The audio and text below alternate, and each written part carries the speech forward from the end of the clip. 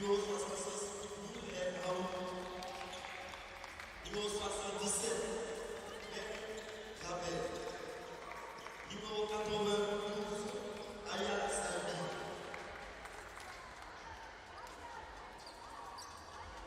coach Islam Mohamed, assisté de coach Chéni.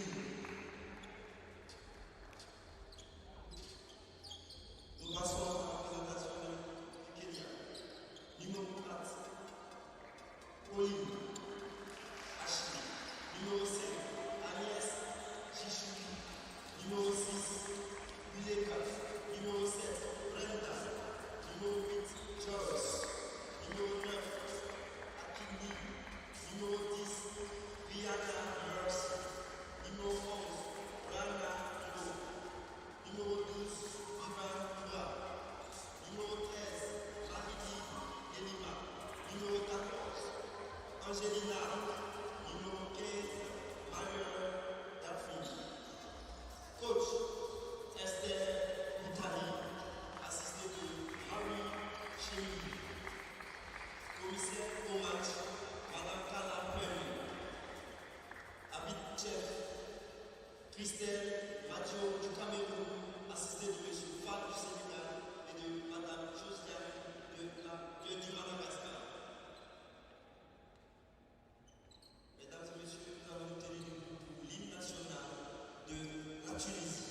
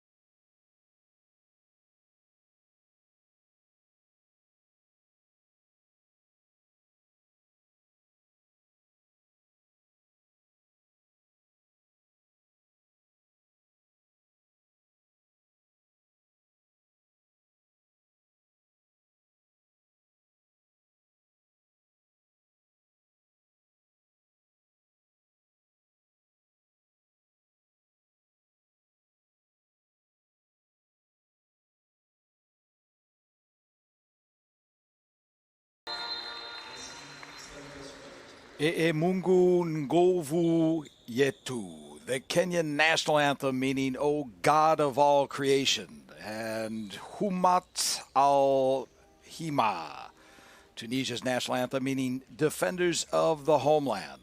The anthem's complete, the teams are ready, and we welcome you to the Sao Polyvalente in Treichville, Abidjan. We're on the Ivory Coast, Côte d'Ivoire, for the 7th place game at the 2026 FIBA Under-18 Women's AfroBasket. It's Kenya from East Africa against Tunisia from North Africa, two proud basketball nations with one final chance to leave this tournament on a winning note. Tunisia are the slight favorites. The Eagles of Carthage are ranked 42nd in the world at the girls' level, 7 places above Kenya. They have more size, better shooting percentages, and the game's most complete creator in Malak Shahidi. Kenya, though, are delighted to be here. The Junior Lionesses are back at this championship for the first time in 14 years. They've already beaten the Central African Republic, and victory today would equal Kenya's best ever finish, which they placed 7th in 2008. So we get a look at the coaching staffs. Hamid Haddar, the head coach for Tunisia.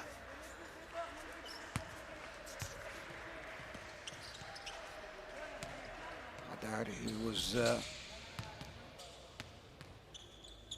been doing a lot of club work, including working in Germany and Sweden, where he coached the venerable AfroBasket women in 2025.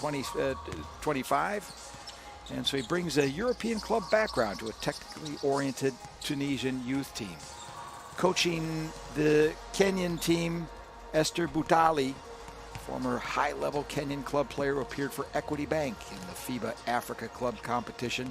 She moved on to development and coaching, and she's an assistant with the Ulinzi Warriors men's program, and leads this Kenya team, as mentioned, to the Eurobasket after a 14-year absence.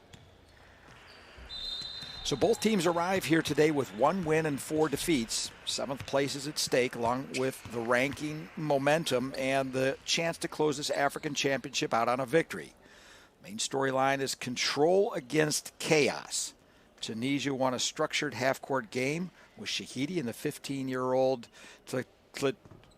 Tlemkani making the decisions, and their taller front line protecting the basket. Kenya, on the other hand, would like to really make things disorganized, untidy, if you will. Joyce Kagiri, Scholastica Maburu, Rihanna Nyalando, and Brenda Ochieng must create steals. They got to attack the offensive glass, manufacture extra possessions, and try to overcome their shooting difficulties. Make no mistake, Tunisia the better shooting team, so a slower game will favor Tunisia. Tunisia have the pedigree, and they've got the slight edge. Kenya have the freedom and the energy, and really, quite frankly, nothing to lose, which makes them a very dangerous team indeed. The 7th place game is next. You're all very welcome. Kenya against Tunisia from Abidjan.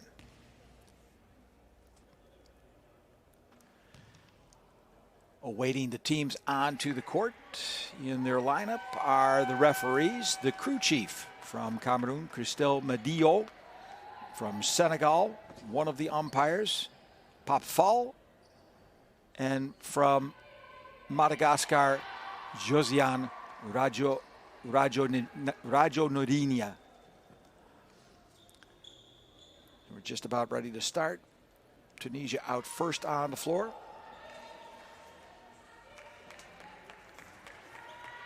And we are expecting at 1.85 meter, Menyar Benrabi to jump for Tunisia, and for Kenya, it will be Angelina Agiki.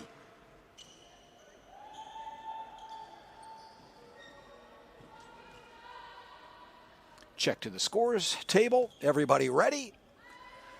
Hope you are at home. I'm raring to go. Looking forward to this matchup. Have not seen Tunisia so far live. Watched some of their video. Very impressive team.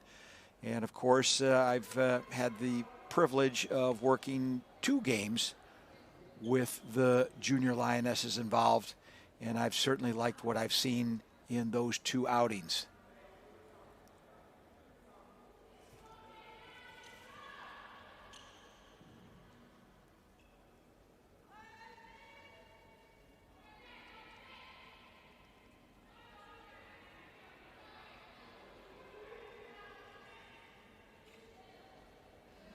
Well, we have a ball. That can't be what we're waiting for.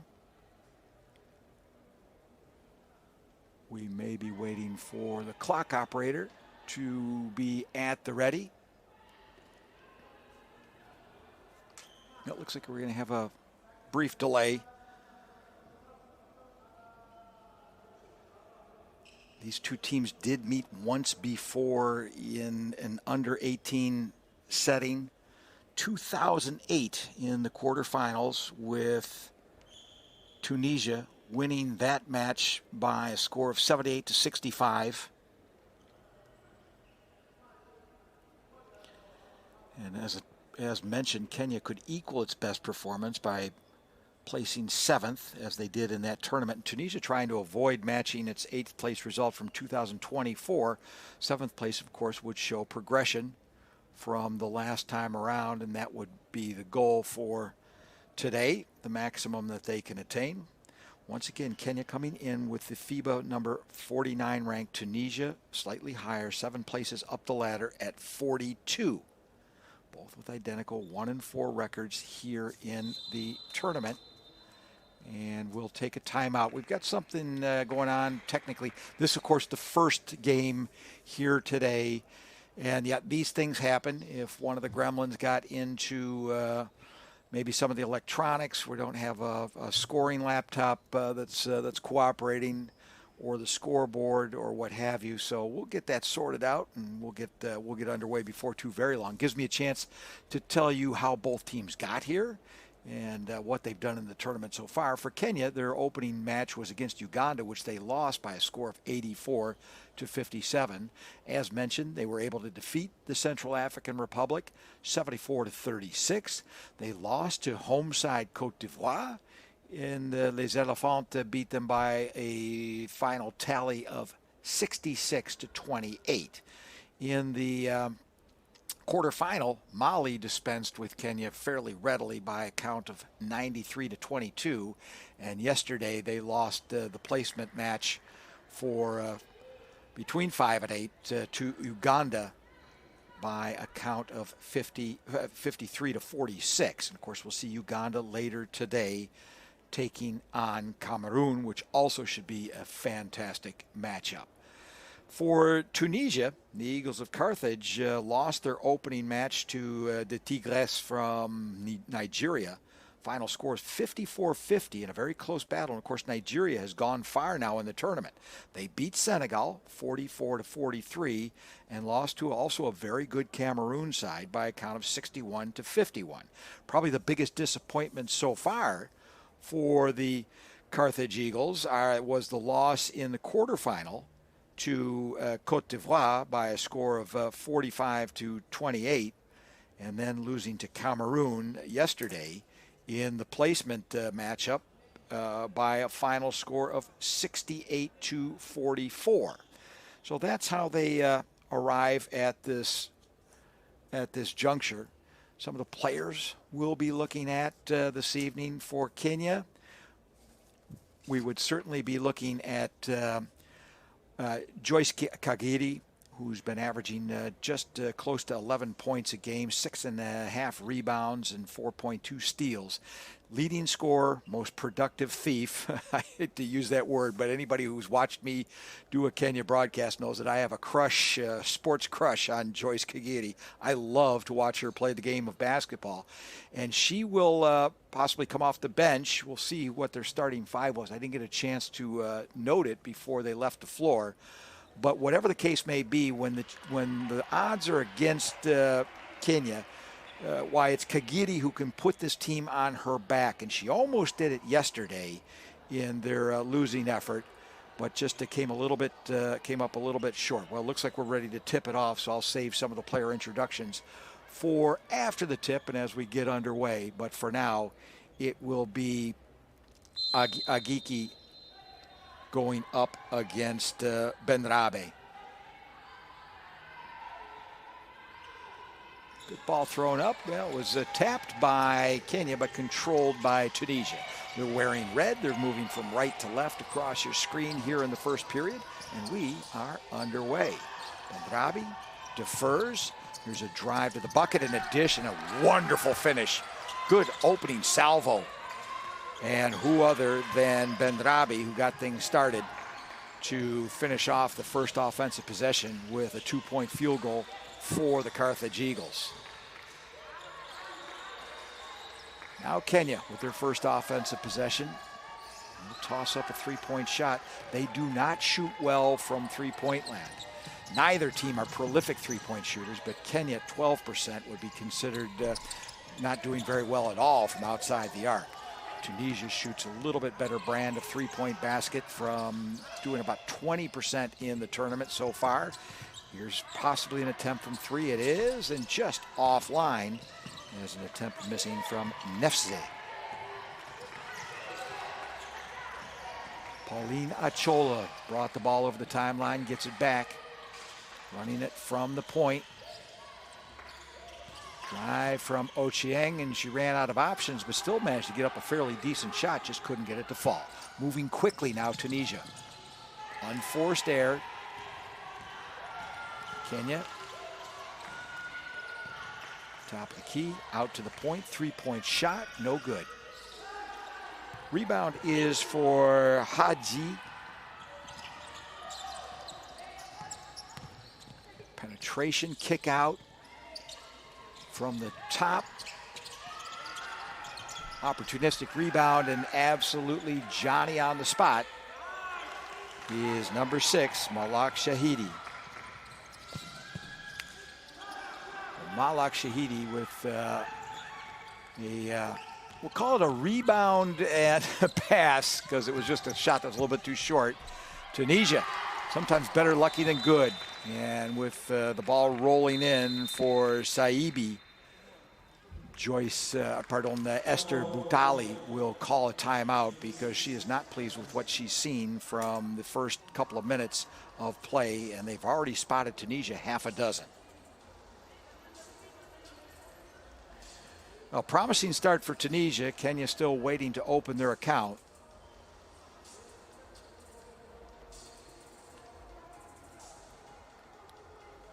With Benrabi opening up the scoring. Shahidi with a basket from under the rim. And Saibi now with the reverse layup off the fast break. Gets you to 6 points. Let's see if we're getting mic'd up here.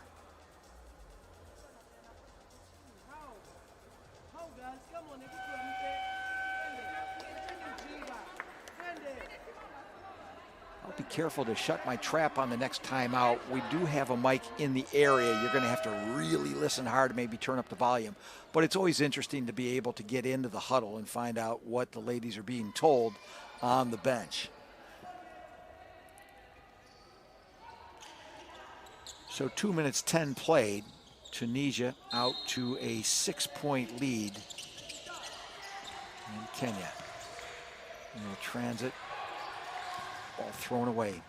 Unforced error and a carry. Yes, indeed. Good call by the official. Great officiating throughout the tournament. There's no exception.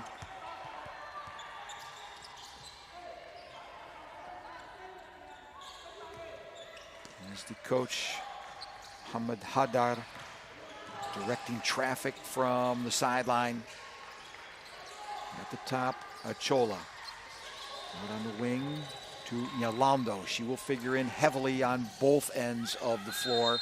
Here's a tie-up and a jump ball, and that will favor the Tunisian side, as the possession arrow is in their favor at the moment.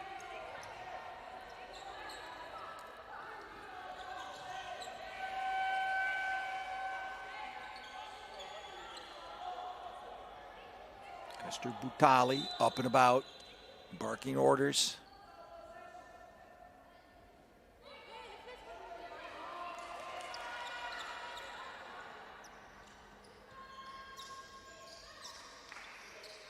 I said Tunisia, but it turns out it's Kenya. And we said maybe it was my confusion, but in any case, Kenya with the favorable possession arrow off the jumped ball. Here's an excellent chance to get things started on offense.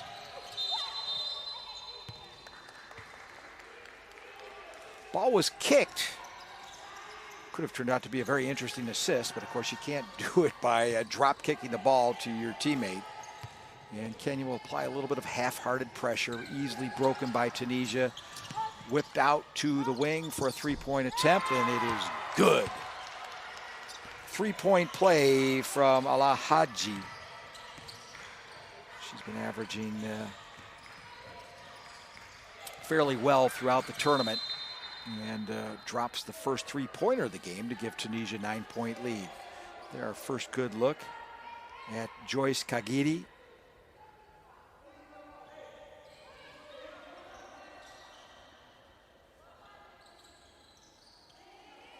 And a personal foul against Aya Saibi. First personal foul of the game for either side. As Maburu tosses one up to no avail. Tunisia want to move quickly. Hit the trailer. Excellent finish. Good assist. All around lovely offensive possession. Rama Nefsi finishing things off to make the score 11-0. Kagiri is putting on a Marcus Haynes-like dribbling exhibition, but it all goes awry when the ball goes over the sideline and out of bounds. So Tunisia off to a good quick clip, and Kenya are going to have to stop the bleeding. Yari.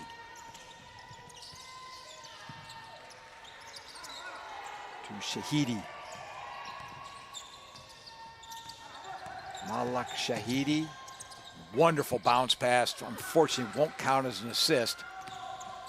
Shahidi couldn't get it to go, but nonetheless, it was an absolute beauty of a pass. Out on the wing, Kenya's three-point woes continue. However, they do manage to force the ball out of bounds. But Tunisia will remain in possession. Could be a point of concern for Hadar. So ladies are going to have to work against some pressure.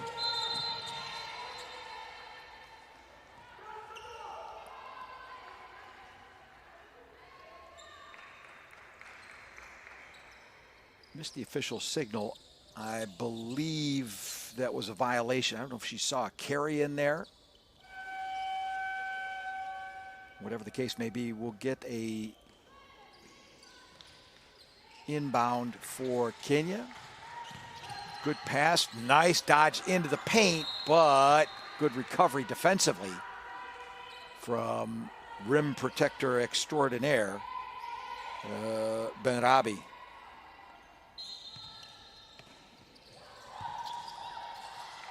Turnaround jumper, falls a bit short. Tunisia unable to secure the rebound. Kenya will get another crack at it. Three-pointer put up, and oh, lo and behold, maybe a little bit more lucky today as they get a three-pointer to fall and open up their account and cut the deficit to 8. Kagiri whips the ball up court, but there's 3 defenders waiting. Kagiri will try her luck from three-point land, not as successful as Maburu was with her three-point attempt. But turnover. Got a little bit too casual with that one, did Kagiri.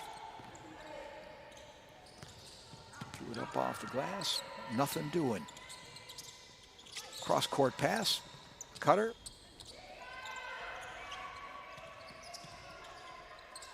Tunisia, till now very content to throw up three-pointers, and why not? Why not indeed if Rama Nefsi is going to bury him like that?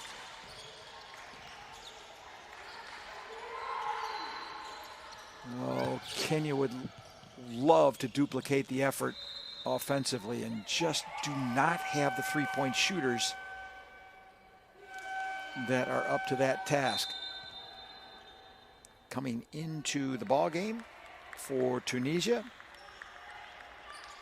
16-year-old Ala Sbi'i. Sbi'i will come on for the first time in the ball game and immediately get herself into trouble. She got caught in the air with no options and just did what most of us would do, panicked a little bit and threw the ball away. Any of us who've played the game have done that a time or two.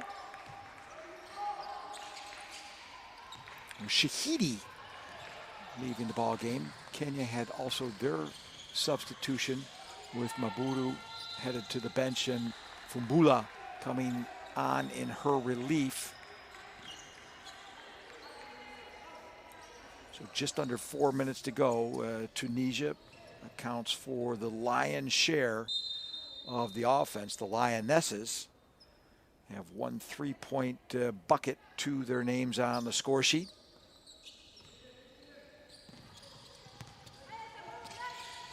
And SBE will bring the ball over the timeline. Looking a little bit more relaxed and a little more poised. She heads into the paint and travels indeed. Just that one last replacement of the pivot foot was enough to get a shrill tweet off the old Fox 40.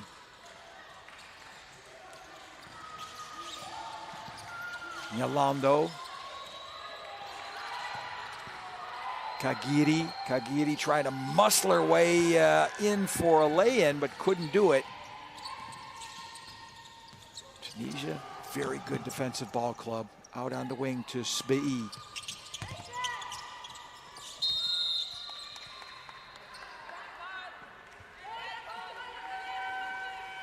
Brenda Ocheng got floored, gathers herself and is ready to go once again. As Rama Nefsi inbounds the ball. Nefsi will try to set things up once again. She's relieved of possession, albeit temporarily, and now we'll get a tie-up or a foul. Tie-up. And the possession arrow was this time in favor of Kenya. And you understand my confusion. I'm just going to have to let it go or I'll be distracted the rest of the game. Achola. Skipped pass to Nayala is kicked back out. Rebound. Unlucky. And a jump ball. And this time Tunisia will be favored by the possession arrow.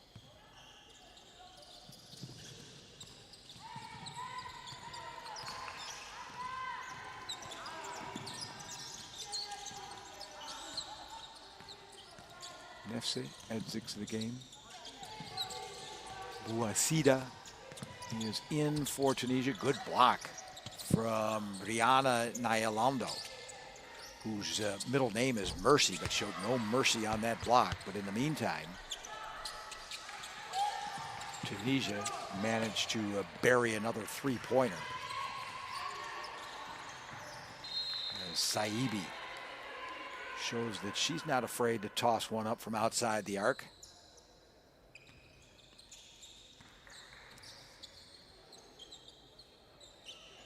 Time for another substitution and another fresh face for Tunisia. Yara Dupapa coming into the ball game, the 16-year-old. She's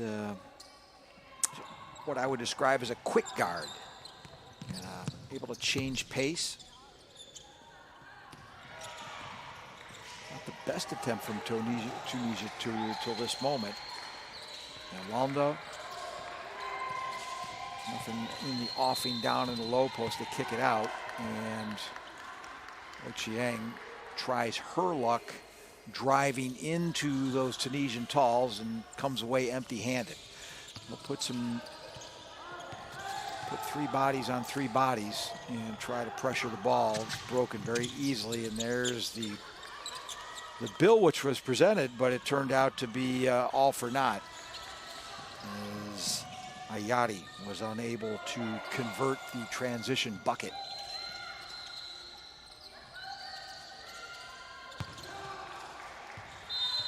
Rangefinder may need a little calibration for Ochieng. And I can imagine that Esther Boutali had envisioned a more successful start to the game, but all is not lost. 1:22 remaining. They'll have a quarter break to discuss things, but they'll have to start getting to work in the second quarter. And they're going to have to really be careful that Tunisia doesn't continue to run away with it.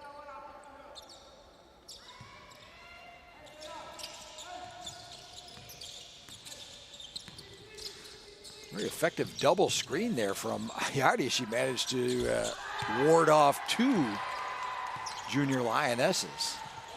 And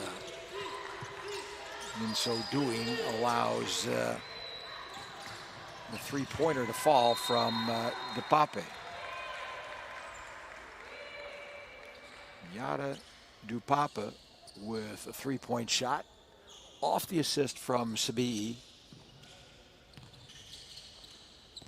In the meantime, Saibi out of the game. Ayari back in for Tunisia, wearing number 5.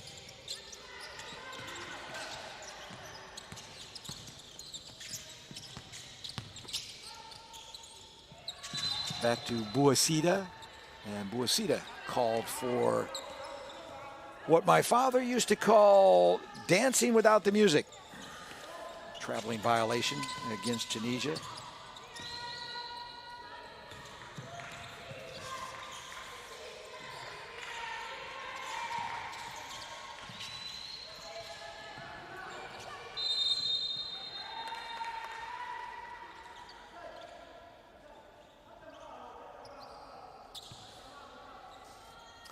One of the things we haven't seen, and surprisingly enough, because they haven't been able to force enough turnovers, because Tunisia is a better ball handling team than some of the teams they've racked up a lot of turnovers on. Kenya, as we look at a three-point shot for Achola, Kenya got a lot of baskets up in the tournament so far from fast break points, and today very few, as Brenda Ochieng is whistled for a traveling violation.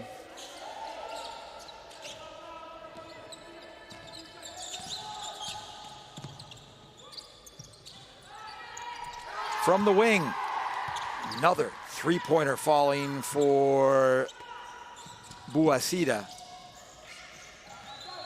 The 17-year-old is doing very well for herself as we hit all zeros at the end of one stanza, and it has been all Tunisia.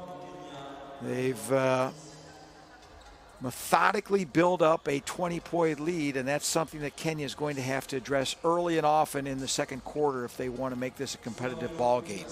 We'll take a break. At least I will shut my big trap and allow you to perhaps listen into what's being said at the quarter break in the huddle.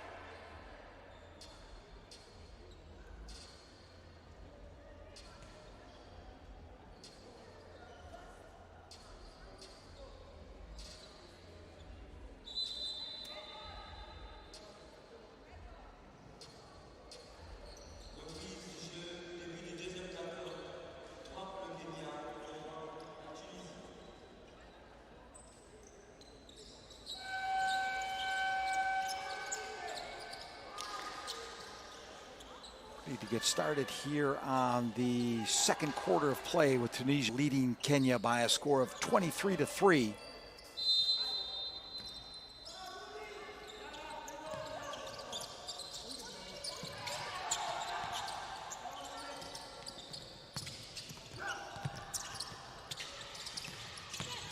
Able to keep it in bounds, and with a shot thrown up from the wing, Ayati just offline. Kenya with an opportunity.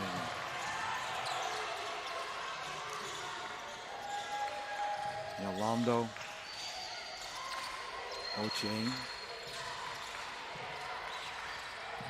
One of two Ochiengs on the squad. However, Trixie, the captain, is not playing, and it just occurred to me that she was shaken up in yesterday's classification match, and we are not seeing her tonight. So that is really unfortunate, because she's a big part of that that Kenyan team as the captain, and I don't know who's taken over the captaincy for today. We'll try to figure that out for you.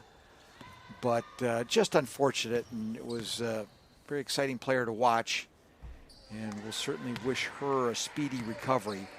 It was difficult to tell what she had injured. She came up gimpy off, it was during a foul shot, and off the foul shot, she had actually secured the ball and passed it to a teammate, and then was bending over, grasping her leg, and eventually ended up having to sit down. And at first I thought it might be cramps. She was carried off the court, and well, that could also be for cramping if you want to get over to the sideline and work on it there. But I don't know, and I certainly won't speculate, but I will just wish Trixie Ochieng the very best and a very speedy recovery.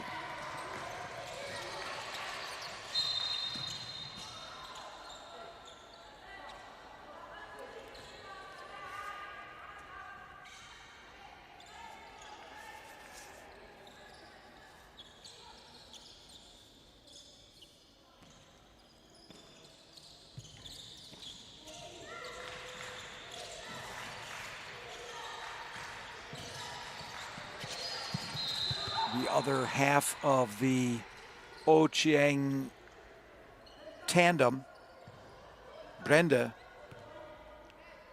Akinyi Ochieng, 17 years old. Trixie is a year younger. And Brenda will head to the line to attempt a couple of free throws. Get a look at Joyce Kagiri, averaging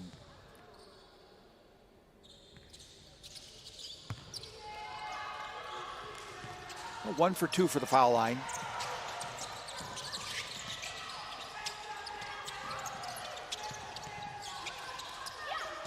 Loose ball secured by Kenya.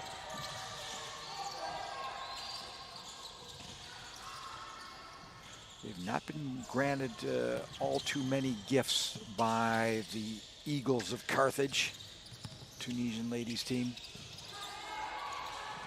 Trying to hit the cutter, and very successfully, and it just can't get it to fall. Brianna Fumbula. It was a lovely pass. Fumbula handled it in stride, but just could not get the lay-in to go through the rim. Simple as that. 20-point lead still for Tunisia.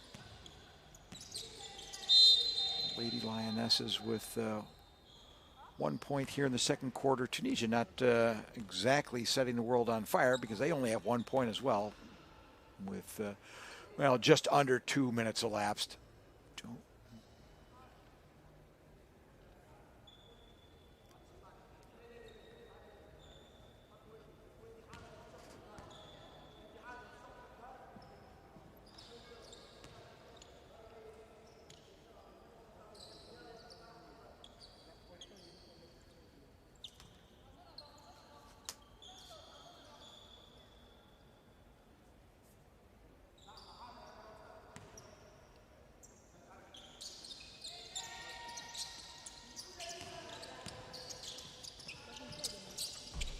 three-point shot, just a little bit short.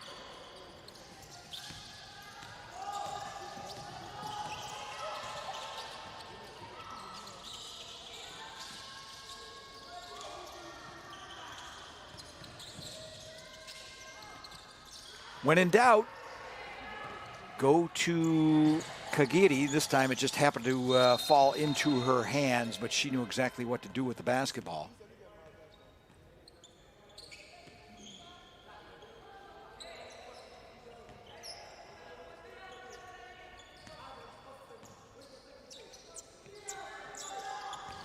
Tunisia in possession. It's Nefsi who is pacing Tunisia with 5 points, together with Saibi, both on 5 points. Good transition basket. Positive for the momentum as Ritemo gets herself on the score sheet.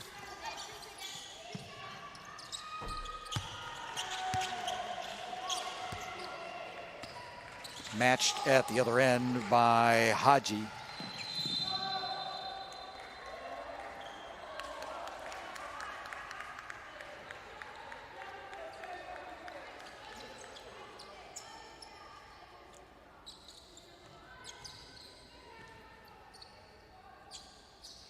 An uncommon mistake for Joyce Kagiri. Turning the ball over.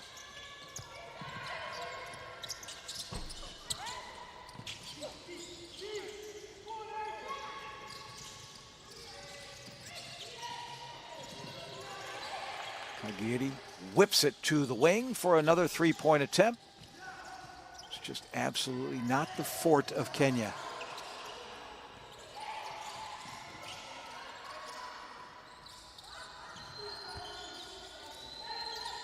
Kagiri will try again. Kagiri stepping up to put up some opposition at the timeline. Shahidi has to get rid of it. Not circulated all the way back to Shahidi, and she throws up a tray.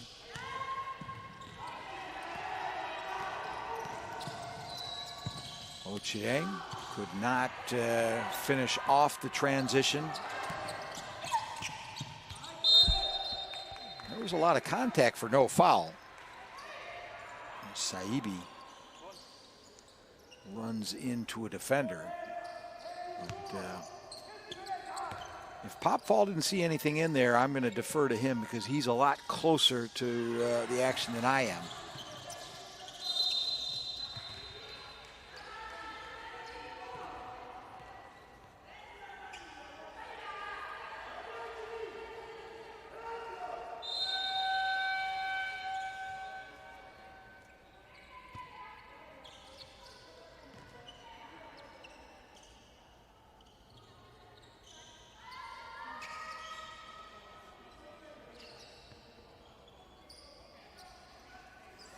Ochieng waiting patiently to inbound the ball.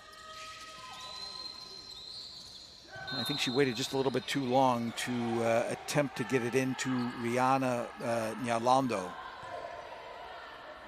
By that time, she kind of worn out the uniqueness of her position in the low post. Now Nyalando will throw one up from three-point land, and finally, another three-pointer for Kenya. Rihanna Nyalando. Shahidi sings it right back to Saibi. She's unable to connect for three. Kagiri throwing a couple of fakes around. Nyalando is rejected soundly. Retain possession though to Kenya, and Joyce Kagiri, fearless, goes to the rim and drops one in. I told you, if there's a rally that's going to come about from Kenya, 9 times out of 10 it's going to be led by number 8. And we'll have a timeout. Talk things over, and I will keep quiet, and let's listen in on the huddle.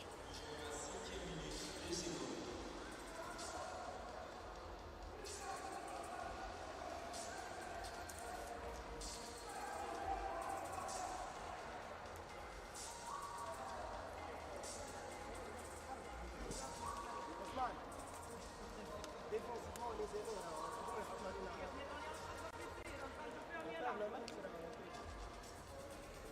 يا اخي ما عاد عندنا كان زيرو شوت ما عاد ما تعرفوش تمشيو الفنيين اللي هذه تعمل لي دريبه هكا مثلا وتحط بعض شوطات كلهم زيرو ولا worst shot ever on 3 point. يا بنتي اتاكي يرحم ابوك وسيب لك 45 فما شوطه سينو اتاكي شوف الرولر حط بيك وينك انت تعالي حط بيك الرولر.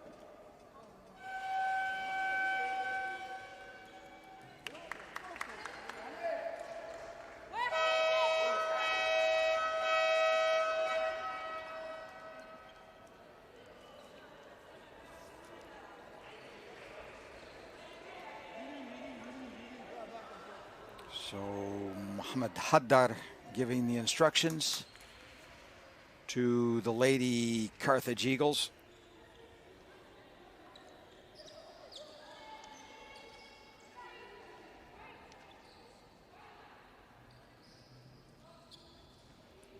"14 points the lead for Tunisia. And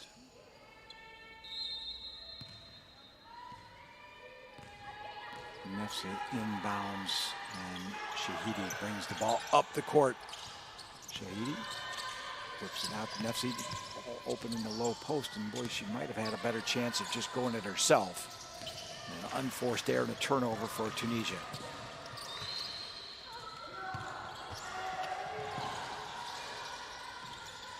Kagiri.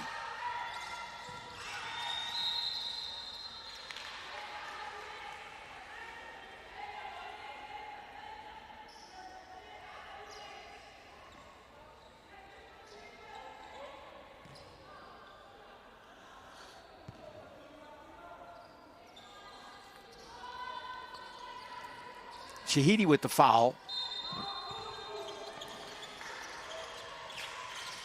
It's her second personal foul already.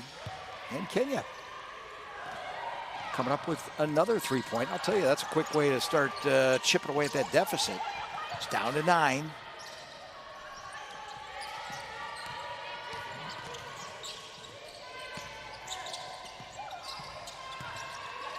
Saibi, oui, monsieur, dame. Yalla. Aya Saibi. Strong drive to the bucket and rounded off beautifully.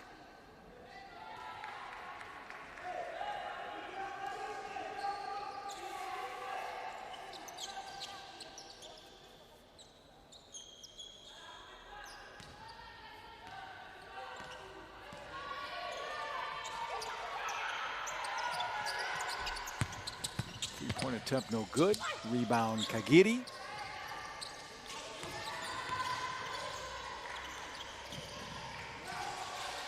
Tunisia not an especially pressing team. Kagiri missing. They're happy just to let you bring it up the court, and then they'll put the clamps on you. Kagiri kicks out. Good follow. Just can't get it to fall.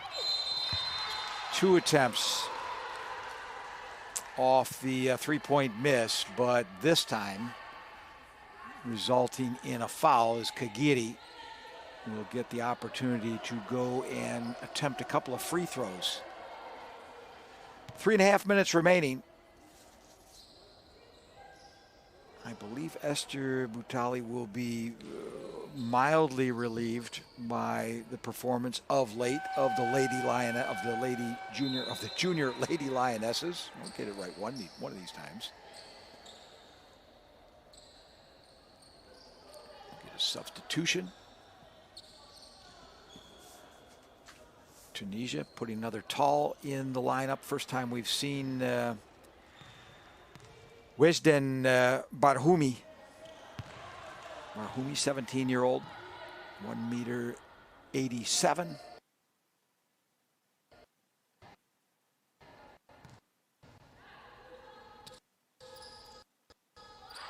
Kagiri connects.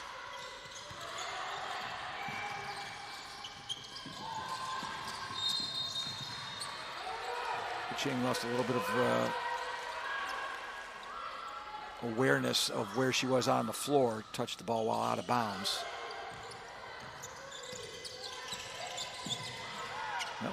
Kagiri says, I'll take that right back. Thank you very much. And cannot lay it in. Oh. Kenya really needing a rabbit's foot or a horseshoe or some kind of talisman. As Nefse heads to the bench. Replaced, well, she went with Shahidi. They're replaced with Sbii and Buesida. But Kenya just cannot get the luck of the bounce so far. However, as you know, those fates can change on a dime as well. Not that Tunisia has had to have it from luck, but Kenya was always going to need an X factor. Luck would be one of those. And you certainly don't have a lot of that. To the great consternation of one Esther Boutali.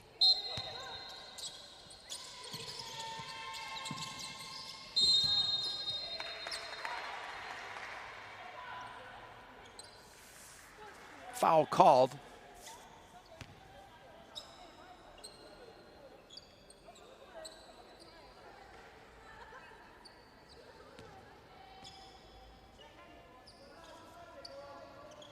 Haji to inbound off the foul, which was called on Brenda Ocheng.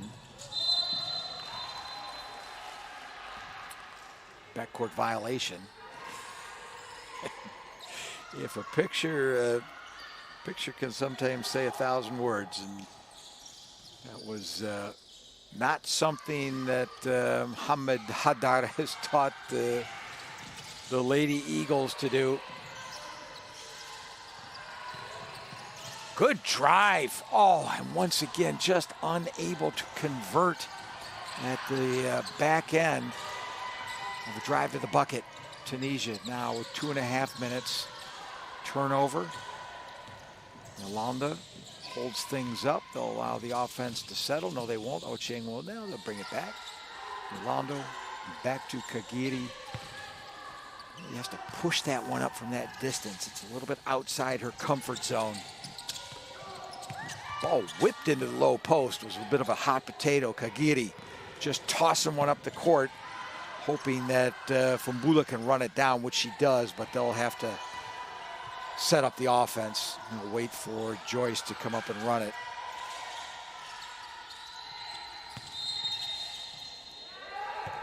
And Yolando drove to the bucket, but the play had already been whistled off by the official. Under 1 minute to go. The lead still 11 for Tunisia. I think at this juncture, the best you could hope for if you're Kenya would be to go into the locker room with a single-digit deficit rather than double. Sbii defers for the three-pointer, and I'll tell you what, I said they don't shoot prolifically from the three-point circle. Well, they're doing it now to the detriment of Kenya. 7 of 19 for 37% roughly. And that's good three-point shooting no matter what league you're playing in. Of course, she was afforded just an absolute lifetime to size that one up and get it off. And with 1:21 to go, another violation away from the ball. Traveling called on Lahaji.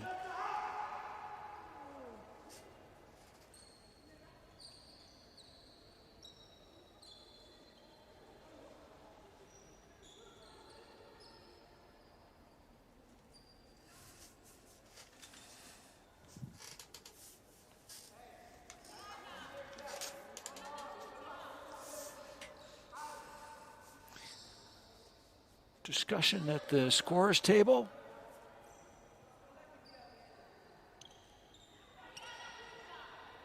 With crew chief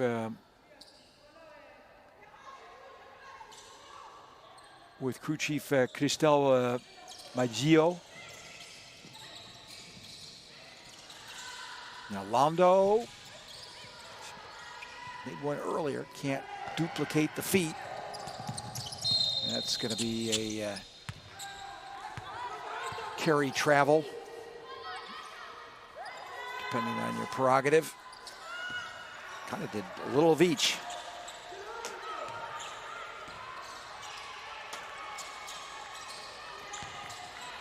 Kenya having trouble getting the ball inbounds.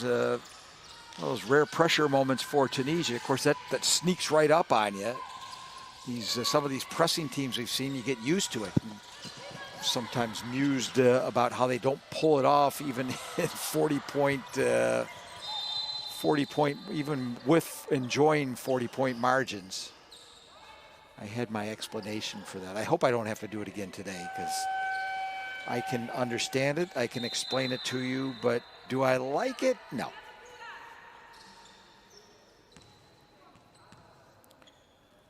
Going over for a well-deserved breather is Noor Bouassidi. Bouassida has been putting in some hard work this afternoon. 6 points, and that together with Haji, he is only bested by Saibi on 7.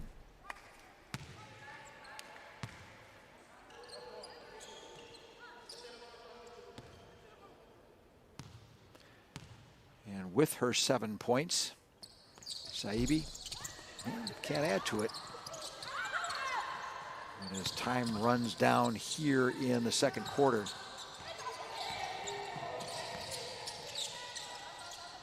Tunisia looking to pad that 14-point lead. Toughest shot in basketball. And Ayati cannot get it to fall. Well, foul or a jump ball. And once again, I'm not that close, so I will defer to the decision of our arbitrage. Haji is rung up for a personal foul.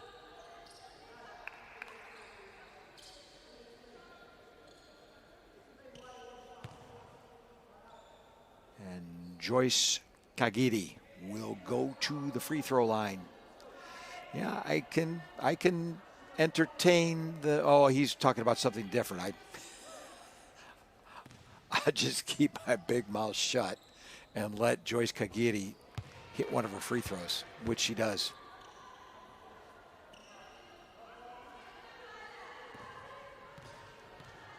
I am absolutely 100% neutral in this game. I've got see things I like from both teams, but one of my favorite players of the tournament is Joyce Kagiri, and I have no problem expressing that. I have many favorites. I've seen some wonderful basketball over the past days, and I've really been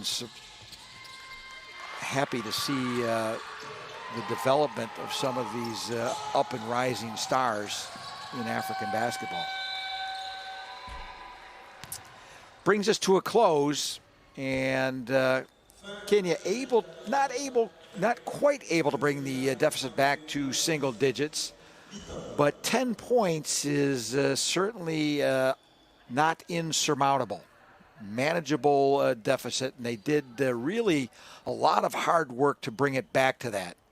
So credit where credit is due. As we will break for intermission, we'll take about 15 minutes and then rejoin the action here from Abidjan. And at halftime, it is Tunisia 32, Kenya 22. You are watching the FIBA Under-18 Women's AfroBasket 2026 live and exclusive on the FIBA YouTube channel from Côte d'Ivoire. We'll be back in a quarter of an hour.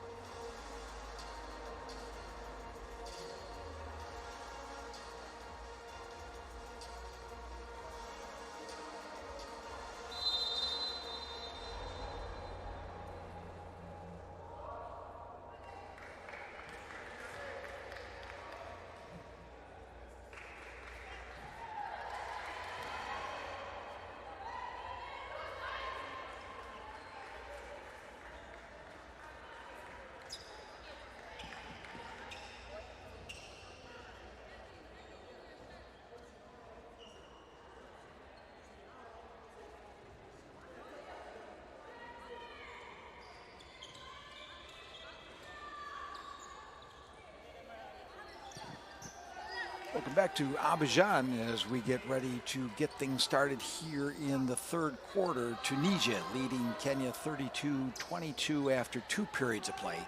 The game has changed dramatically since the opening quarter. The Eagles of Carthage dominated the start. They scored the first 11 points, protected the paint with their size, and stretched the floor from 3. Kenya did not score until Scholastica Maburu's 3 midway through the period, and Tunisia led 23-3 after 10 minutes. Then Kenya found the game that it needed. The junior lionesses increased the pressure. Joyce Kagiri and Brenda Ochieng producing steals, Kenya attacking the offensive glass. And Kagiri, as per usual, became the catalyst. Scoring at the rim, hitting a 3, reaching the line. Riano Nyalando also struck from deep, and Maburo's Euro step completed a 19-9 Kenyan second quarter. The comeback could have been bigger, in fact, actually. Kenya missed layups and open threes and lost possessions through traveling and a backcourt violation. So they open up with a miss from three-point territory. Tunisia still have the scoreboard. Kenya have the momentum. For Tunisia, settle down, protect the ball. Lay balls in like that off the transition. Good opening salvo for Tunisia. And they need to play through, as per usual, through Malak Shahidi and use Aya Saibi in the taller front line to finish defensive possessions.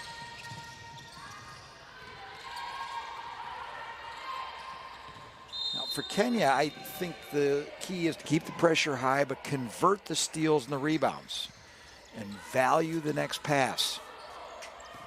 And before Tunisia can get set, keep Kagiri, Maburu, and Nyalando involved.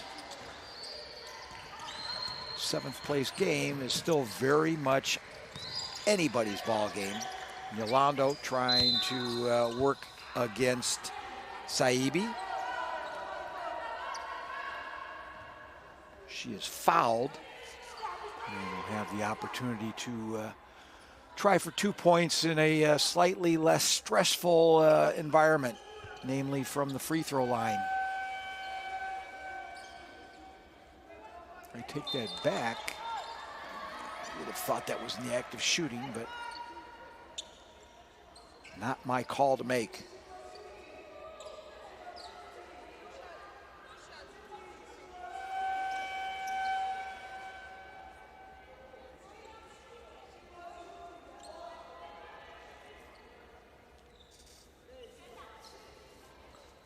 Yeah, that's what I thought.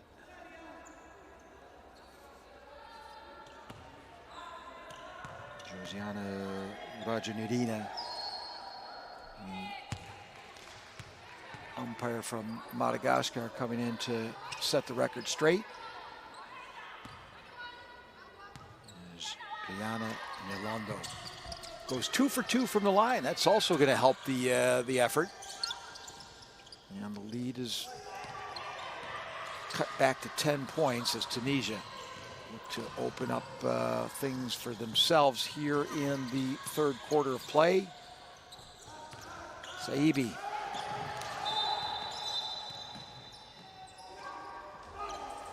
Oh boy. Oh boy. That's nothing we need to look at from up close. I told you yesterday we lost Trixie Akini Ochieng to an injury. And it looks as though we're going to need some medical attention this time for Tunisia.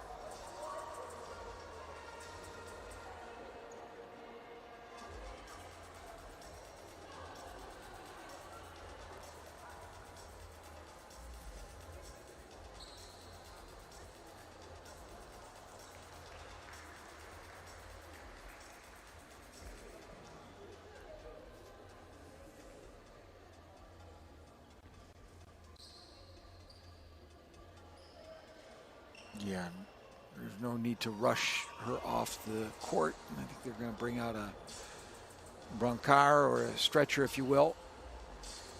Gurney.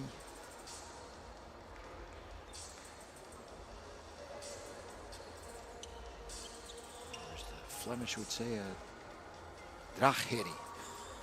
Berry and drachberry, actually. Don't ask me how I know that. Oh, that's unfortunate.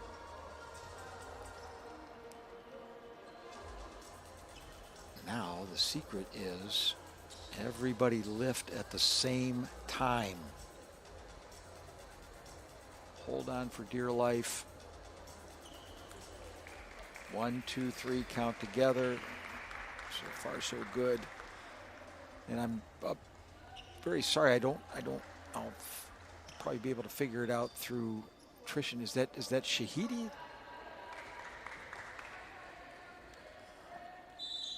Just looking around, trying to figure it out by process of elimination. I believe it is.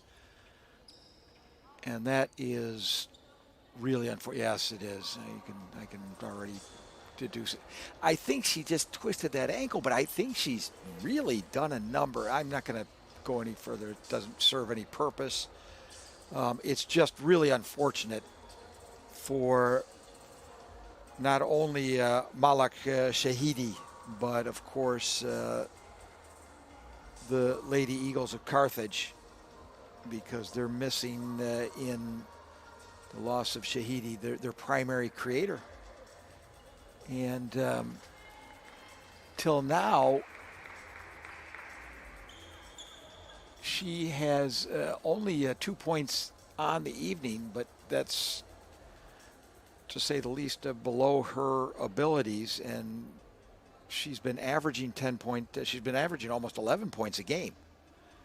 And so we could have seen those in the second half, but we're not going to see that now unless there's somebody down in the locker room who can tape ankles a whole heck of a lot better than I've ever seen. I don't think so. And I don't want to make light of the situation. I'm certainly not doing that. I just want to wish her all the very best. And hopefully it's not all too serious. But for now, we've got basketball to play, and her teammates are going to have to shake that off. Ochieng to inbound.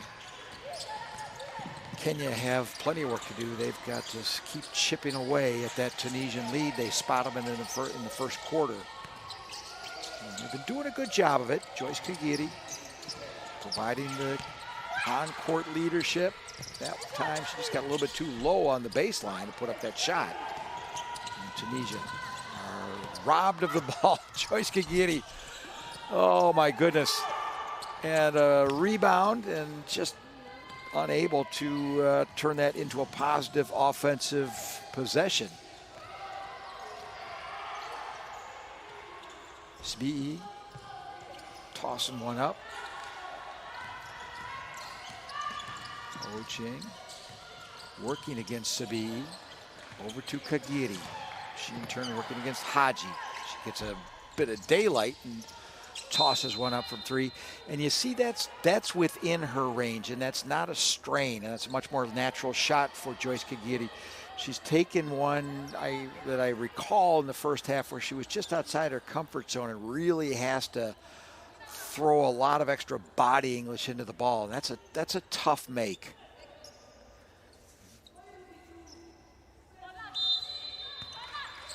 Mohamed Haddad arguing his case. Agiki. Ochieng. And she just got timed out. Almost got that one in. It would have counted. But she darn near whipped it through the ring.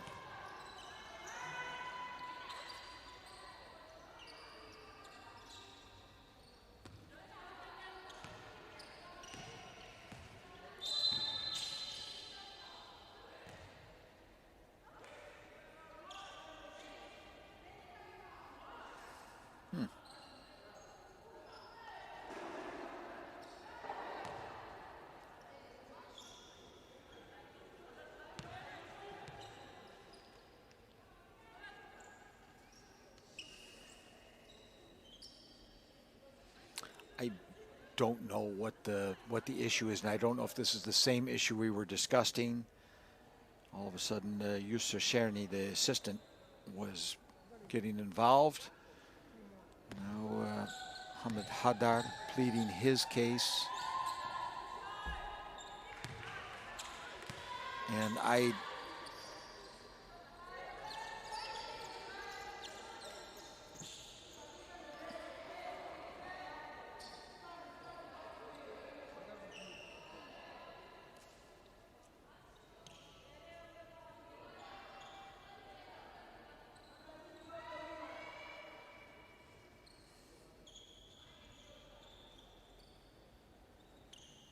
think we're ready to go.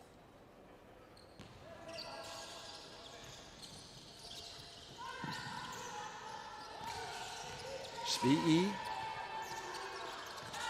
kicks it out to Haji and Saidi. Three-pointer. We're not going to be able. Kenya are not going to be able to allow a whole heck of a lot of that and expect to finish up on the long end of this one. Have to challenge the three-point shots a lot more. As I mentioned, they're shooting very well from three-point territory. 36% and change.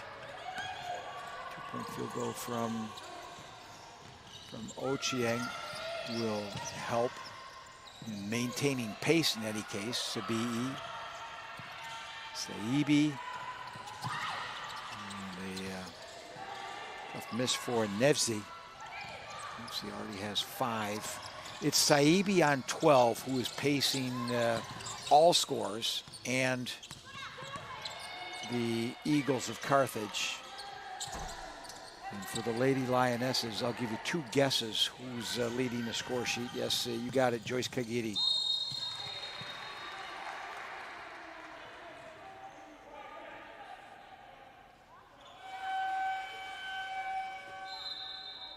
Sbi doing her level best to play in the stead of Shaidi. He is fouled as Haji checks out of the game. And I believe that's our first look at least in a long time, of Orhan Tlemceni.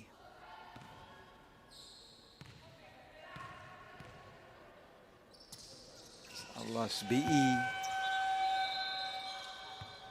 tries to pad that Tunisian lead.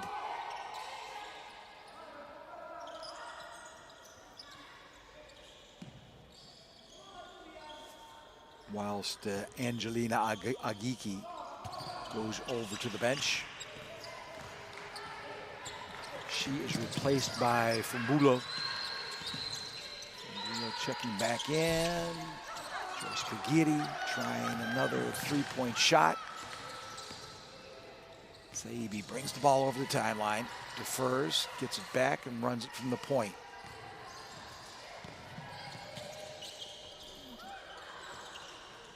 Euro step will not fall.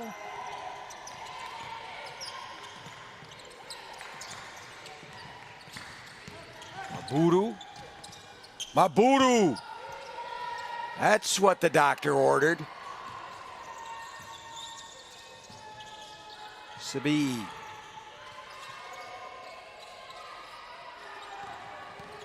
Will head down the lane, can't get it to go.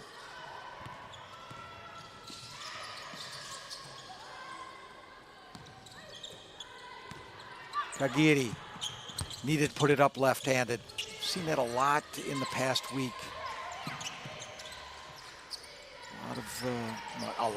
Some of the players in the tournament really need to develop the ability to put up a layup with the left hand. It's just an unmissable skill, especially at moving on to the international level of play. Foul is called.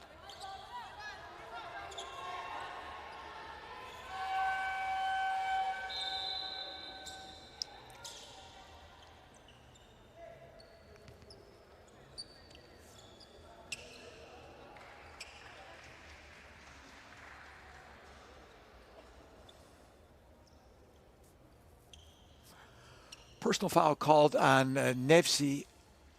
That is her first personal foul. of the afternoon. Nobody on either team on 3. Nobody in foul trouble as of yet.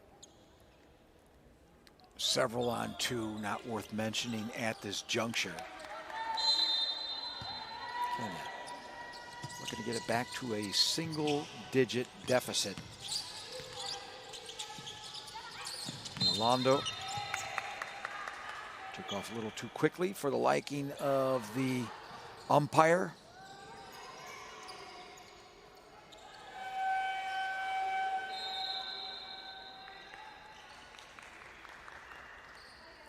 Tlemceni's tenure on the court was short-lived. Bouassida had replaced her. And Nefsi was replaced by Dupapa. Yara Dupapa now in for the Junior Eagles of Carthage. And Sabi'i does her level best to make the contribution. She's on pace to be one of the leading scorers.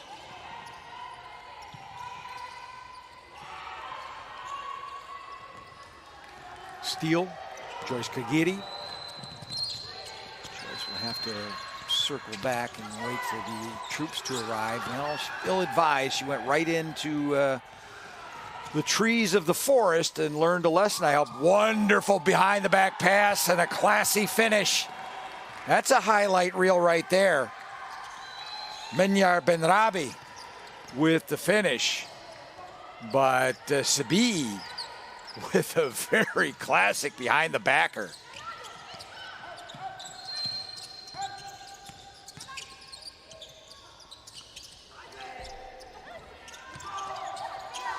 Londo just ran out of options. Ochieng gives a second chance at go, but it's actually it's finally Yolando who can clean things up and claim a basket.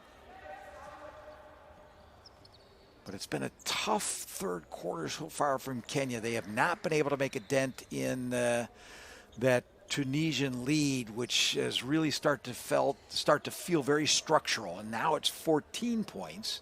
So if anything, Tunisia having the better go of it in the third stanza from the two teams. We'll have a discussion over at the scorers table.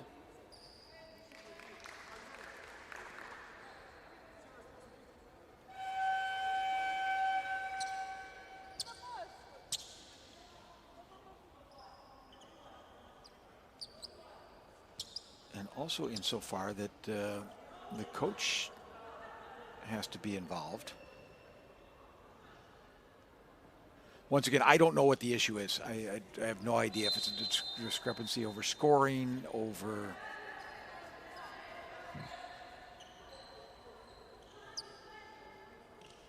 He's certainly pleading his case, but it really, at this point, the crew chief is going to have to say, Coach, this is the way it's going to happen. And if you don't like it, you know what the recourse is under FIBA international rules. If you need to file a protest, that's on you.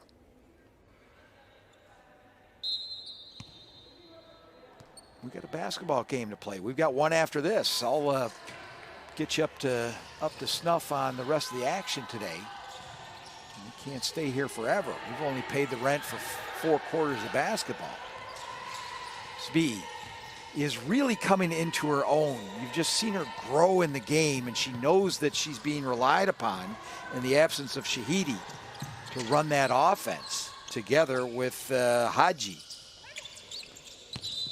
and some other leadership that's on the court. But she's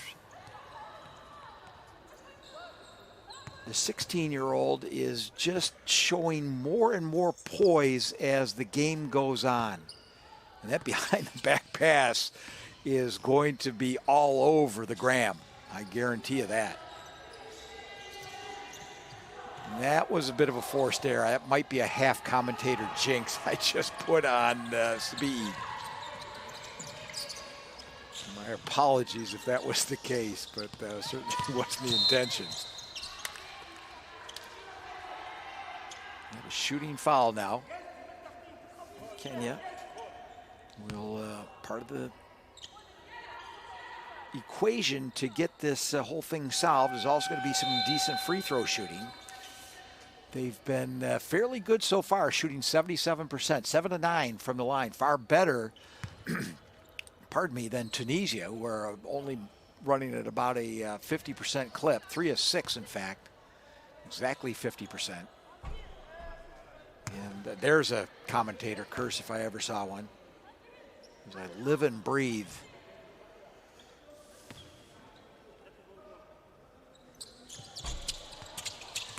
Londo with an unsuccessful trip to the free throw line. Ocheng trying to salvage something out of this possession.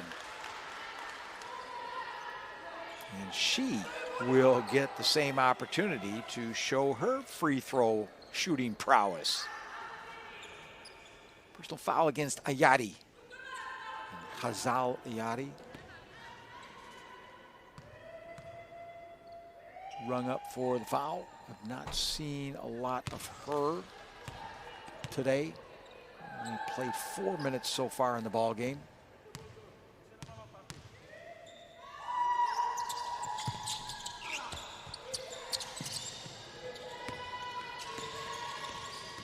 Two of two, very useful from Brenda Ochieng.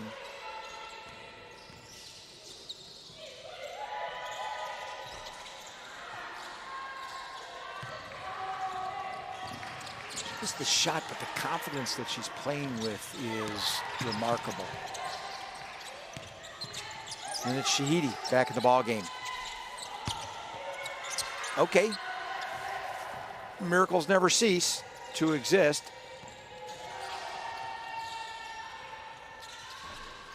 Three-pointer thrown up by De Papa.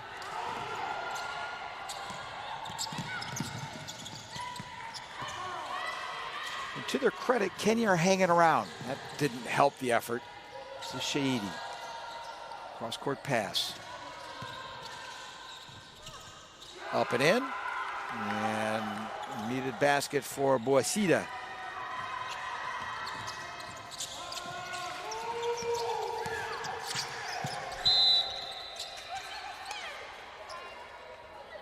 Brenda Ochieng. Well, she went 2 for 2 last time.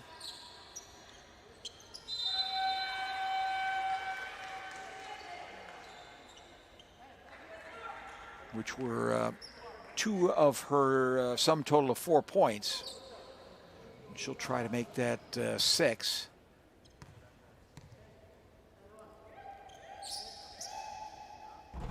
We talked about Kenya's luck this afternoon. Lady Luck has not been smiling. Who knows, perhaps the fourth quarter is when she'll show up.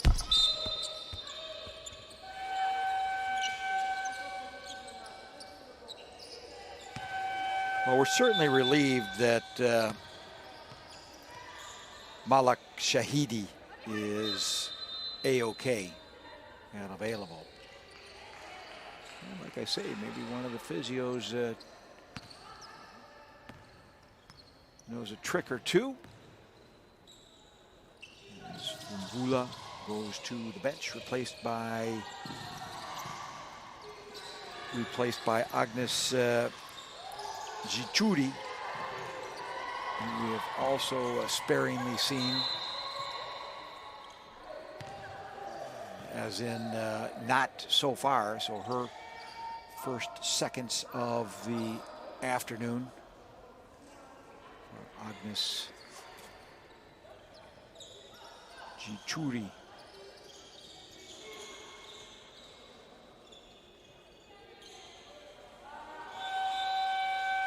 Nearly 22 seconds remaining.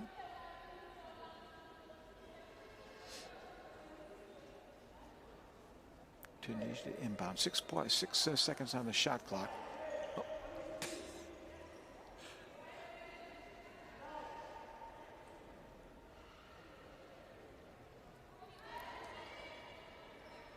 Oh my. Are we having another conference? Oh no. Just a point of order made at the scorer's table. I know it seems overdone sometimes, but it's an international FIBA sanctioned tournament. We got to dot the I's and cross the T's. And speaking of dotting the I's and crossing the T's, Ben Robbie, nice little drop in. Oh, as I live and breathe. I'm not pulling for either team, but Kenya's really not been blessed with a lot of luck. As if the rim is cursed.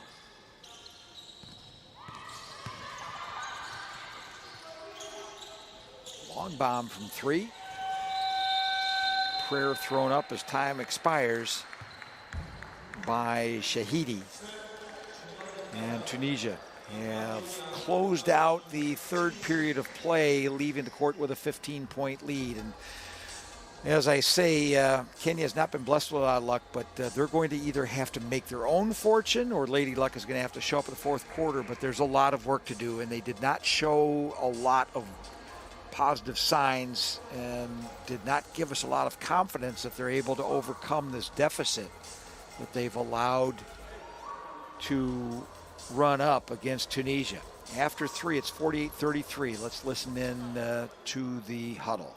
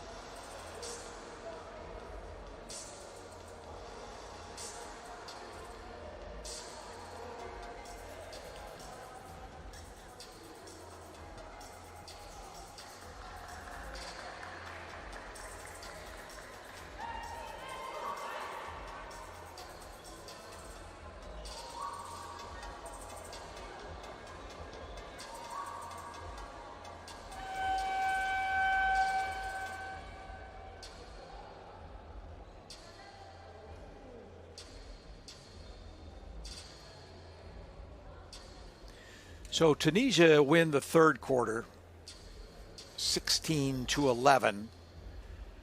Kenya continued to create opportunities with defensive pressure and work on the offensive glass, but once again couldn't turn enough of those extra possessions into points.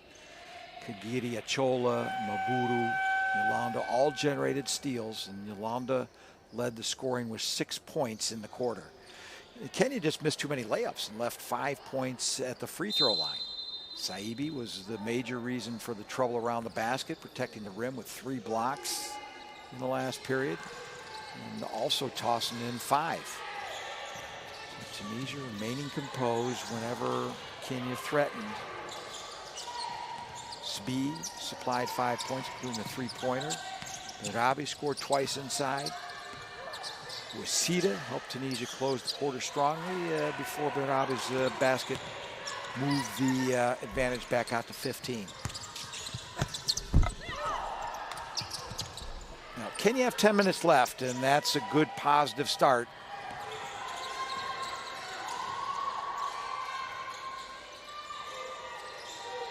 Buru getting things going for Kenya. They're going to have to maintain the defensive pressure. They cannot allow Tunisia to outscore them again. Simple as that. And they are not going to outscore Tunisia by enough of a margin to overcome this deficit. So the work is cut out for Kenya at both ends of the floor. As Aya Saibi checks back into the lineup. Placing Ayadi.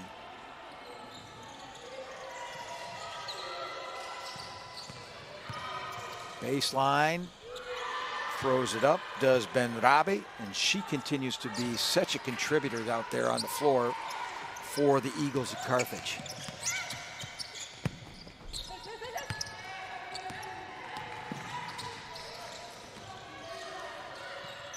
Offensive pressure easily broken by Tunisia.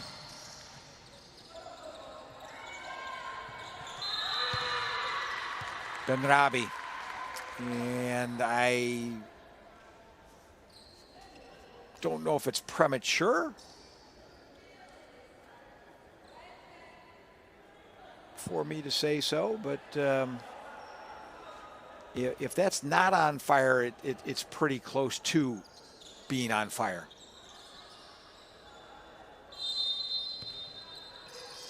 And a foul directly afterwards, and Tunisia stay in possession. This is killing for the Lionesses. Kicked out to the perimeter. Lovely ball circulation now. This is just, well, jinx again. Not the best three-point attempt. Shahidi makes it good. Shahidi makes her presence felt yet once again. There's Malik Shahidi coming back into the ball game after being shaken up in the first half. Ochieng. Achola. Tunisia very happy to keep the tempo relatively high. Shahidi will make the best use of the screen, and she's sees her shot get stuffed out by Mabudu.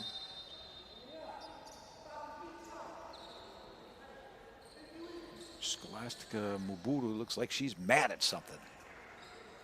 And I suppose it's the fact that they're, in the meantime, down by 20 points. Getting called.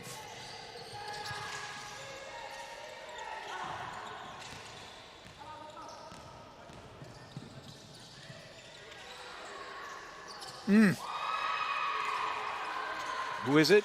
Yeah, I'm going to call that one for what it really is. Benrabi is en fuego. Oh my goodness. Oh no. Oh no. Oh no. Oh, she's okay. Thank goodness. That can sometimes be more serious than it looks. Boys, we got to get off the floor. Understand the desire to get the sweat off the floor, but we got to wait for a timeout.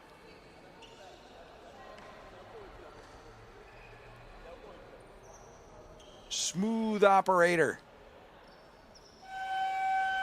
Menyar Benrabi, 17 years old, plays her club basketball in Tunisia for Al Hilal Sports. And a timeout called, and things starting to look fairly dire for Kenya. I certainly won't rule anything out, but we haven't seen really any indication that they're going to be up to the task, and Tunisia are just starting to look better and better. And that is one way to make yourself popular. We've seen that throughout the tournament with multiple teams. You want to make yourself the team favorite. Grab yourself an ice bag and give everyone a nice neck massage during the timeouts. Let's listen in.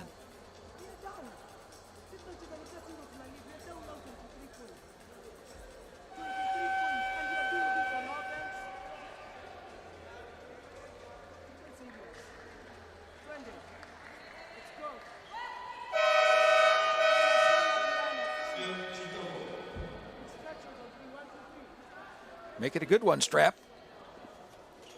Kenya are going to have to, they're going to have to realize this is really the make or break time of the game.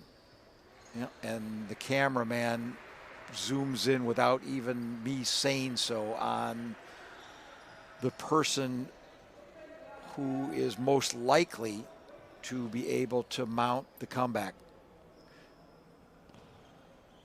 Joyce Kagiri.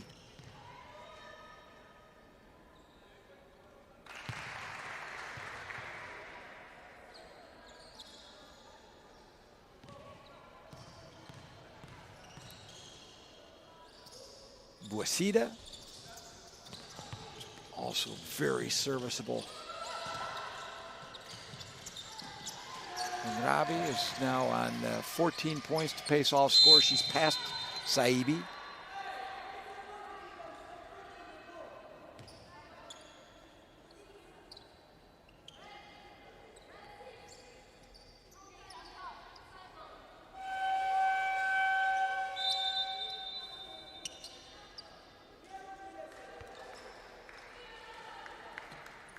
Benrabe will be replaced by Ayari. Faisal Ayari coming into the ball game.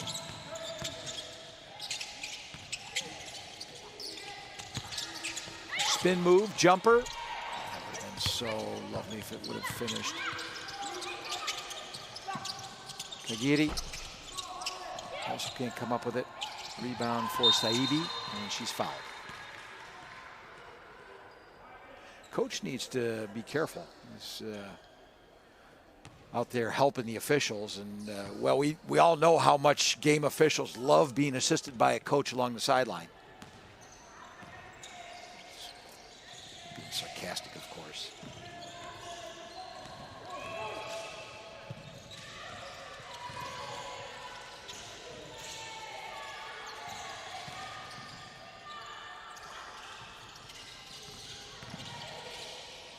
Saibi gets tied up, jump ball, and I've lost track of the possession arrow. It will be Kenya.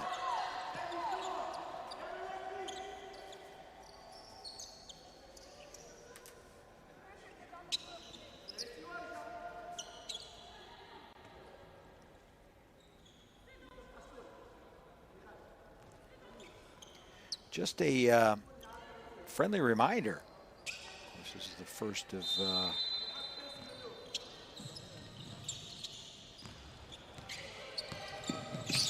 many games throughout the world in the FIBA network, but we're focused, of course, on AfroBasket. So later tonight, we will have the placement for 5 to 6. We're settling 7 and 8 here.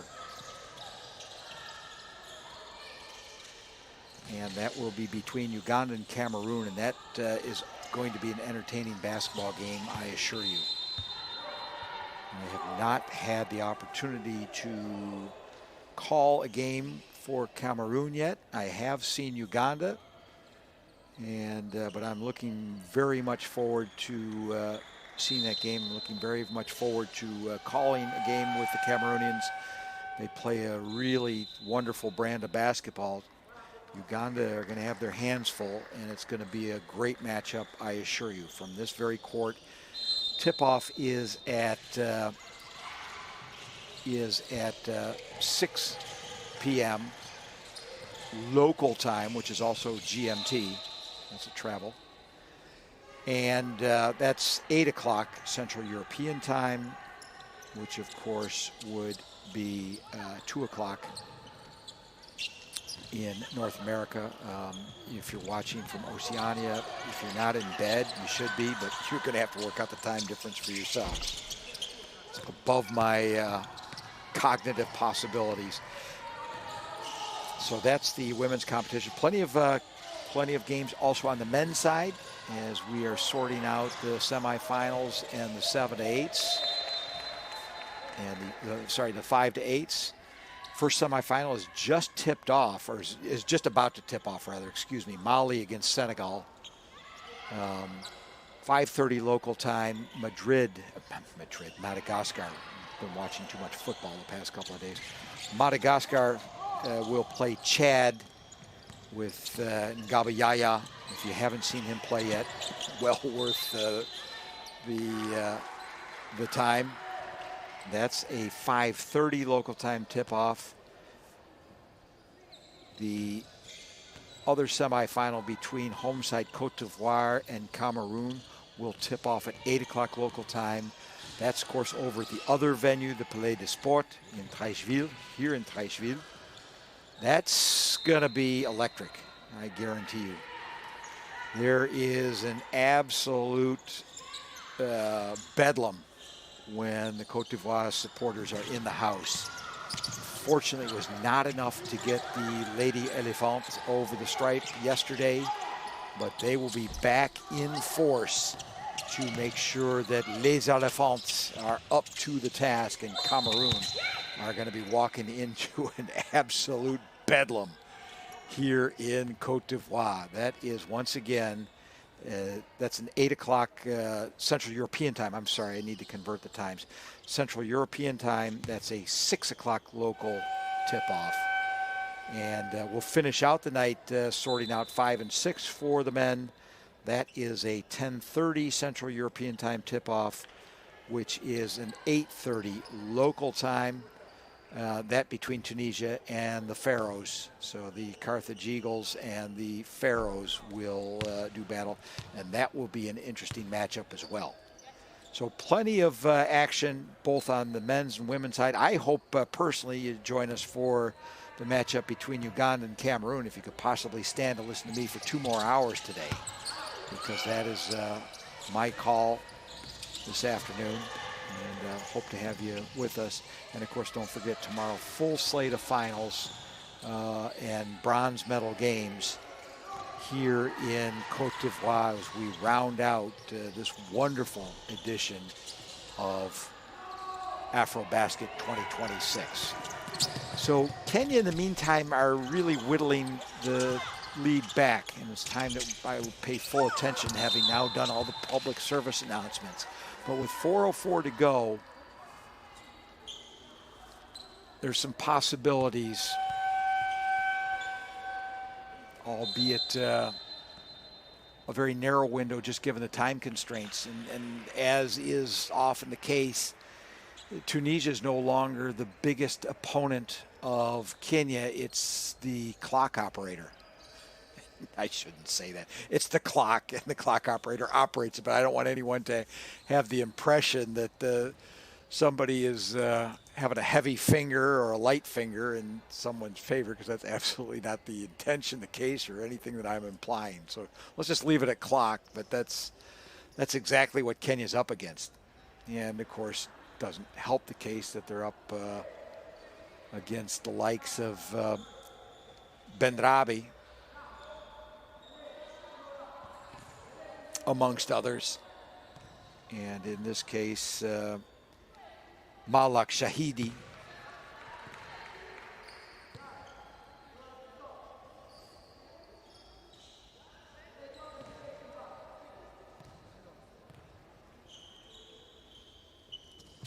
Her 6th point of the afternoon, or Shahidi.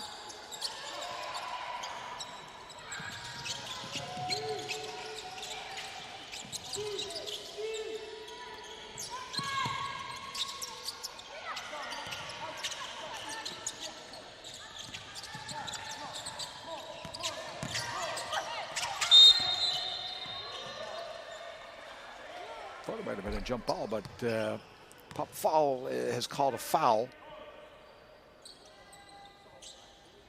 And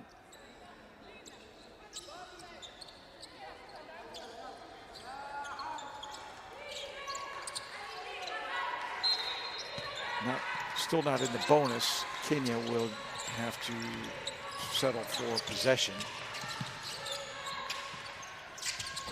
Chang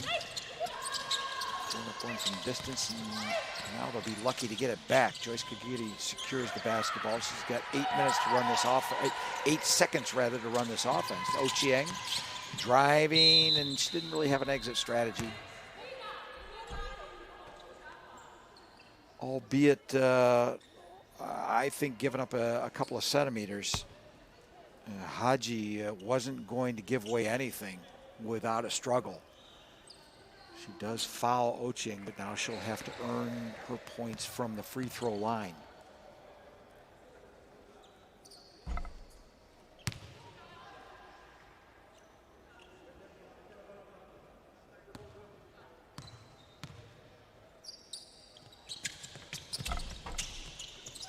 Gets 1 of 2 to go, does Ochieng.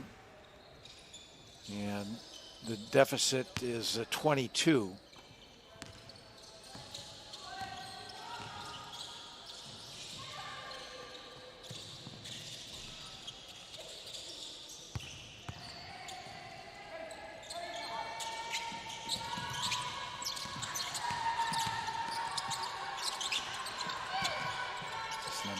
Yadi is checked into the ball game to replace Shahidi.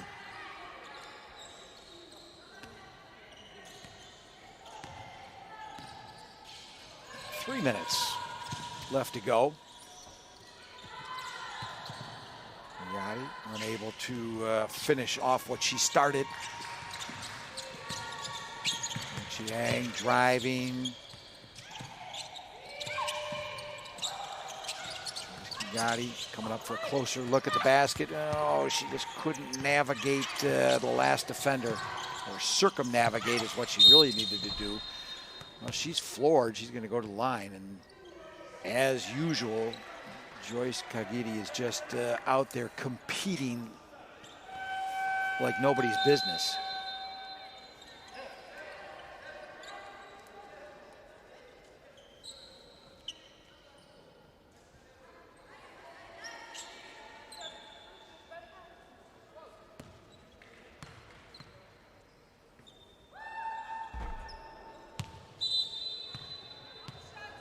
Not her best work. She's done fairly well from the free throw line so far. She's now 5 of 6.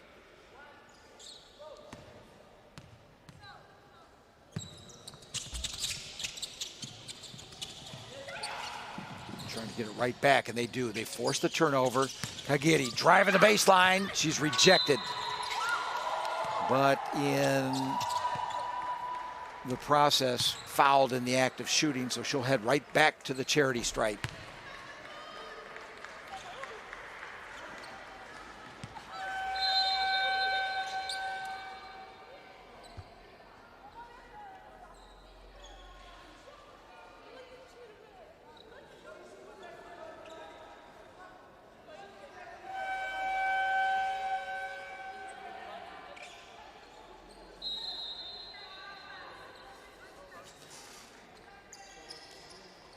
So shooting 83% from the free throw line on the afternoon. Joyce Kagiri with another 2 awarded, makes the first of them.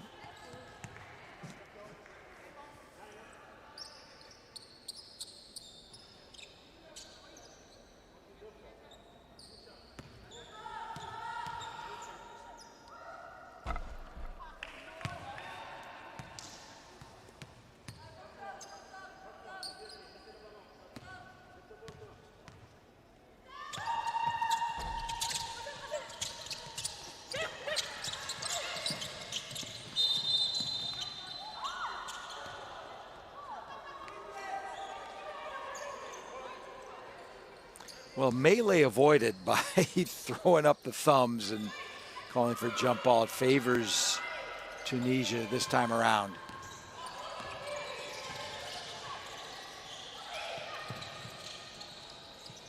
From the perimeter, as if nobody's business, Rama Nefse.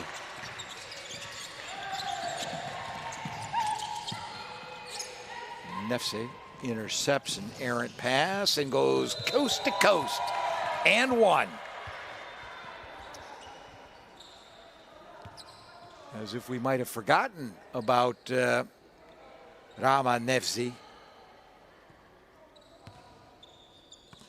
First this.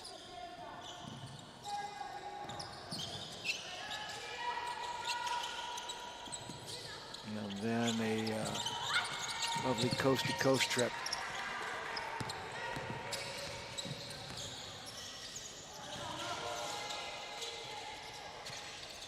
Oh boy. Well, first we were singing the praises of Menyar Benrabi, and now we sing the praises of Rama Nefse, who's just rattled off a nice little streak for the Eagles of Carthage, and I'd say it was long before. At what point I really couldn't point out to you when the lead had become insurmountable, but if there was any doubt before Rama Nefse caught fire, there's no doubt left anymore. So it's just a matter of playing with pride and playing with sportsmanship from both sides and finishing off this this matchup. And Tunisia will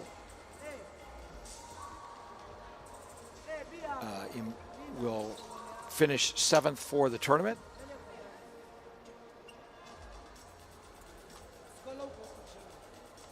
And the Lionesses of Kenya will finish 8th. And as mentioned, later today, we will sort out 7 and 8 for you between Uganda and Cameroon. It's not a money-back guarantee, but I have a very high degree of confidence that you will be rewarded should you choose to tune in to that broadcast right here, live and exclusive on FIBA's YouTube channel.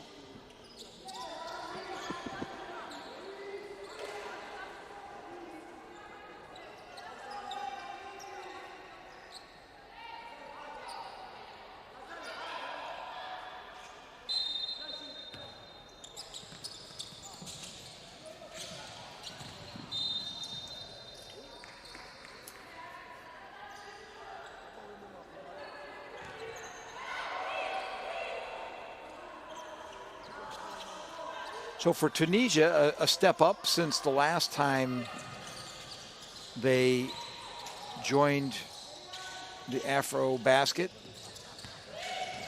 2024, when they finished 8th. So a step in the right direction. Kenya was always just happy to be here, and I don't mean that in a pedantic way, but after a 14-year absence, it was already a major accomplishment when they got off the plane in Abidjan.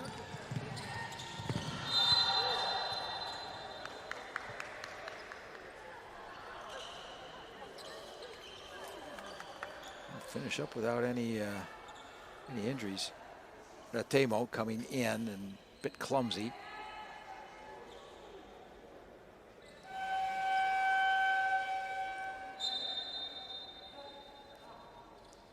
Meyer Otieno coming in to replace Agiki.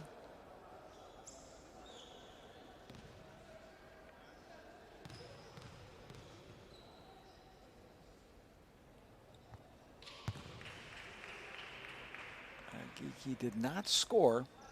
Played 9 minutes and some change. DePapa made 1 of 2 from the free throw line.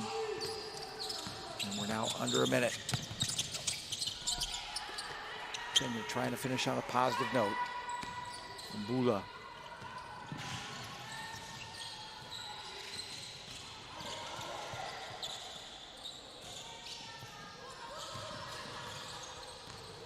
Tunisia can only take 10 seconds more off the clock, and they'll let Kenya have their way as they have an unforced error. And unfortunately, just a little bit more of the same for Kenya.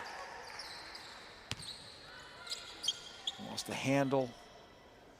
It's been a difficult slog. They battled gallantly. They brought it back, made it interesting. Definitely by virtue of that second quarter. And hopefully and rightfully, the Lady Lionesses will tank some confidence out of this game, albeit a loss.